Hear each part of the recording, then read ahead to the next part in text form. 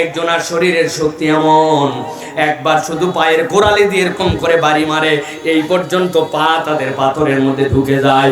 কেমন শক্তিশালী জাতি! তারা বলল, সবগুলো আমরা এরকম মাটির মধ্যে, পাহাড়ের মধ্যে আমাদের পা গুলাকে গেড়ে দিয়ে একজনের পিঠের সাথে ধরে দাঁড়াবো। তোমার আল্লাহকে বাতাস পাঠাতে বলো, দেখি তো তোমার আল্লাহ কি করে। আমার আল্লাহ ওই কওমে সামুদকে এমন বাতাস পাঠালেন, 7 দিন আসমানের মধ্যে ঘুরায়া ঘুরায়া, এরপরে আসমান থেকে ঠেকনায় নিচে তাদেরকে মেরে দিয়ে আল্লাহ বলছেন, বান্দা তোমার শক্তির বড়াই করো না, রব্বুল আলামিনের শক্তির কাছে তুমি কিছুই নও। ঠিক না?